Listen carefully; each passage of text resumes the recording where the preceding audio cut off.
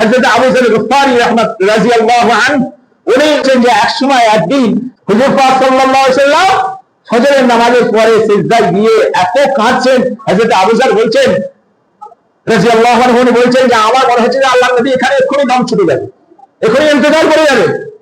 এমন সময় আমি দেখতে পেলাম হুজুর পাক সাল্লাল্লাহু আলাইহি ওয়াসাল্লাম মাথাটা উঁচু করে কার সাথে যেন কথা বলে। আমি তো বুঝতে পেরে গেলাম যে হযরত জিবরাইল ফেরেশতা এসে গেছে, জিবরাইল আলাইহিস সালাম ফেরেশতা এসে গেছে।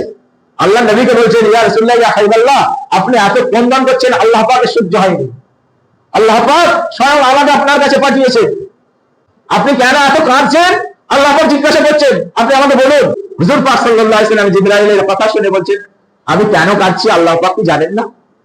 আমি কেন কাঁদছি আল্লাহ পাক সব জানেন, তুমি কেন জিজ্ঞাসা করতেছো? যাও তুমি চলে যাও। হযরত জিবরাইল আলাইহিস সালাম ফেরেশতা চলে গেলেন। আল্লাহ পাকের কাছে গিয়ে বলেছেন ইয়া আল্লাহ আপনার হাবিব আমাকে তাড়িয়ে দিলেন, আপনি তো সব জানেন কেন আল্লাহ নবী আপনার পেয়ারে হাবিব কাঁদছেন।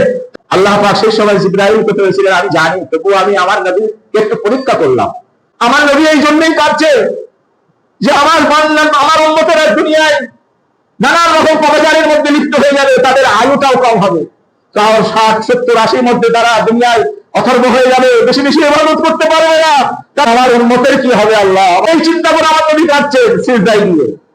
ও জিবরাইল তুমি যাও, আল্লাহ আমার হাবিবকে আমার রাসূলকে আপনি বলে দাও যে ইয়া রাসূলুল্লাহ ইয়া হাবিবাল্লাহ আপনি মাথা ওঠান, আপনার উম্মতের জন্য আল্লাহ পাক সুসংবাদ দিয়ে পাঠিয়েছেন। সকলে বলি সুবহানাল্লাহ।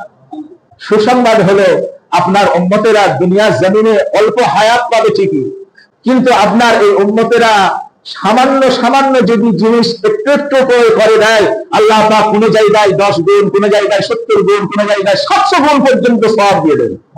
সুবহানাল্লাহ, 700 গুণ পর্যন্ত সওয়াব দিয়ে দেন আল্লাহ পাক। কারণ তো আপনার উম্মতের হায়াত বেশি দিন থাকবে না দুনিয়ার জমিনে, অল্প অল্প দিনে তারা দুনিয়া থেকে চলে যাবে, কিন্তু সওয়াব তারা দুনিয়ার জমিনে এত কামিয়ে নেবে যদি তারা পারে, যদি তারা মনে করে। তো এই রকম সওয়াব দুনিয়ার জমিনে যত নবী আমি পাঠিয়েছি কোন নবীর উম্মতেরা এত সওয়াব পাবে না।